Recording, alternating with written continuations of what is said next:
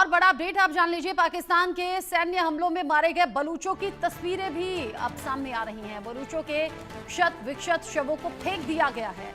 यहां संजमी हरनई में बलूच बंधकों के 4 और शव बरामद किए गए हैं।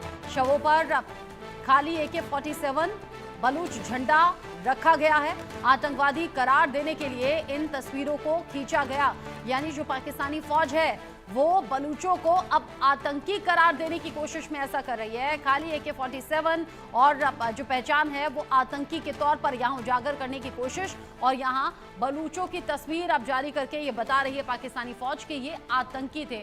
बलूचों के क्षत विक्षत शवों को फेंक दिया गया। संजवी हरनई में बलूच बंधकों के 4 और शव मिले हैं। ये वक्त पर हो रहा है जब बलूचों को अगवा कर लिया जा रहा है, मार दिया जा रहा है, हत्या करके ये भी नहीं मालूम होता कि शव कहाँ है। ऐसे में 4 और बलूच हैं जिनके शव बरामद किए गए हैं। क्षत विक्षत स्थिति में ये शव मिले हैं। पाकिस्तान सैन्य हमले में मारे गए बलूचों की ये तस्वीरें सामने आई हैं, जो पूरा हम आपको नहीं दिखाएंगे, ब्लर करके ये तस्वीरें दिखा रहे हैं क्योंकि क्षत विक्षत ये शव हैं और शवों को ऐसे भी दिखाना मुनासिब नहीं है।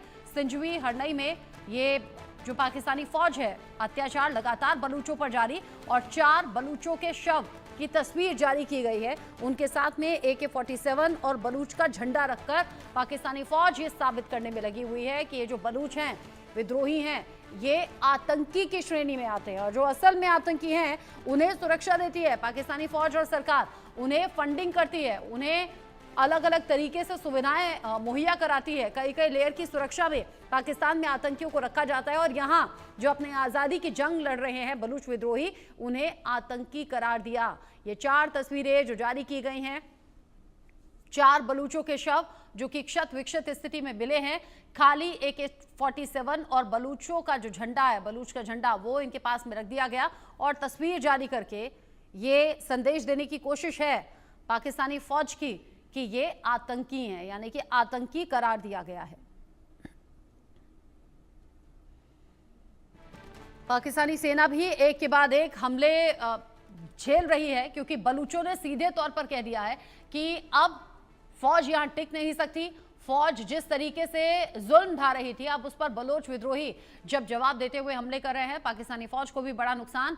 और अब तो बलूच सीधे ये कह रहे हैं, जान जाए तो जाए, आजादी तो हम लेकर रहेंगे। और अब पाकिस्तानी सैनिकों से ऊपर उठकर यहां आसिम मुनीर का खात्मा करने की तैयारी भी बलूचिस्तान की समझ में आ रही है। BLA जो एक के बाद एक पाकिस्तानी फौज को निशाना बनाते हुए हमले कर रहा है। BLA की अब प्लानिंग है कि अगला हमला आसिम मुनीर पर हो, यानी फील्ड मार्शल आसिम मुनीर की जान खतरे में है, और अब BLA का अगला निशाना आसिम मुनीर है, क्योंकि फौज को लेकर नफरत जो बलूचिस्तान के लोगों के जहन में है, वो नफरत अब परवान चढ़ चुकी है, और ऐसे में अपनी जान देने से पीछे भी बलूच नहीं हट रहे। BLA की पाकिस्तान को सीधे तौर पर धमकी सामने आई है, और इसमें यह कह दिया गया है कि संघर्ष हमारा जारी रहेगा पाकिस्तान की सुरक्षा के लिए। पाकिस्तानी सेना पर ये हमले जो है BLA के सशस्त्र मुहिम का हिस्सा हैं। बलूचिस्तान से पाकिस्तानी फौज पूरी तरह नहीं हटती तो संघर्ष जारी रहेगा। पाकिस्तान की सुरक्षा एजेंसियों ने हजारों बलूच युवाओं, महिलाओं को जबरन उठाया, उन्हें कई बार तो बाद में मारा हुआ उन्हें पाया गया, यानी कि शव उनके मिले। लिहाजा BLA आज़ादी तक लड़ता रहेगा। युद्ध का आगाज हो गया है, ये युद्ध रुकेगा नहीं, और BLA की जो सशस्त्र मुहिम है उसी का ये हिस्सा है पाकिस्तानी फौज पर रह रहकर हमले होना, और ये संघर्ष यूं ही जारी रहने वाला है, यानी कि आज़ादी की जंग यूं ही जारी रहेगी आगे भी। आसिम मुनीर अब समझ में नहीं आ रहा कि इस पूरी स्थिति से निपटे कैसे। एक तरफ तो अपना प्रमोशन करा लिया गया भारत के हाथों पिटकर, और यहां अपने ही मुल्क की चीजें समझ नहीं आ रही हैं। सबसे बड़ा प्रांत है बलूचिस्तान, आज़ादी की मांग पर अड़ा हुआ है, और अब तो ये संघर्ष और ज़्यादा बढ़ रहा है, जंग में तब्दील हो रहा है, और ऐसे में आसिम मुनीर भी अब निशाने पर, और कहा यह जा रहा है कि बहुत जल्द आसिम मुनीर को मृत्यु दंड दिया जा सकता है बलूचों के जरिए। हालांकि ना तो आज़ादी की जंग आसान है, ना ही ये इतना आसान रहेगा आसिम मुनीर को निशाना बनाना, लेकिन बलूचों के गुस्से को समझा जा सकता है, उनके विद्रोह की अग्नि को भड़कते हुए समझा जा सकता है, क्योंकि उन्होंने अपनों को खोया है, उनके शव मिले हैं, बच्चों तक को नहीं छोड़ा गया। पाकिस्तानी फौज ने बच्चों तक को मौत के घाट उतार दिया, उनकी हत्या कर दी, और अब बलूचों के सामने कुछ विकल्प है नहीं। आज़ादी के लिए या तो जान कुर्बान कर देंगे, आज़ाद होकर रहेंगे, और ऐसे में टक्कर लेने के लिए सीधा तैयारी पाकिस्तानी फौज और पाकिस्तान सरकार से है। बलूचों में खूनी खेल लगातार चल रहा है और पाकिस्तान सरकार और फौज की कोशिशें फेल साबित होती हुई नजर आ रही हैं।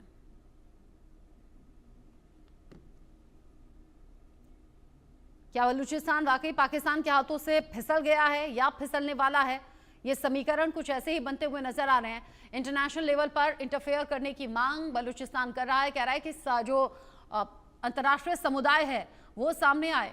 पाकिस्तान के क्या टुकड़े टुकड़े हो जाएंगे? और ऐसा हम इसलिए कह रहे हैं क्योंकि बलूचिस्तान अकेला नहीं है, बल्कि अलग अलग ऐसे प्रांत हैं, अलग अलग हिस्से हैं जहां पर विद्रोह लगातार बढ़ रहा है। बलूचिस्तान देख लीजिए, खैबर पख्तूनख्वा देख लीजिए, पीयूके में विद्रोह अब आवाज बहुत तेज होने लगी है। पाकिस्तान का पंजाब देख लीजिए या फिर सिंध देख लीजिए, वहां जो हालात हैं, एक्सपर्ट तो ये भी कहते हैं बलूचिस्तान अलग होगा, खैबर पख्तूनख्वा अलग होगा, सिंधिस्तान भी अलग बन जाएगा। और जो हालात हैं यहाँ पाकिस्तान के 4 से 5 टुकड़े होगा, यहाँ सीधे तौर पर टुकड़े होते हुए पाकिस्तान के नजर आ रहे हैं।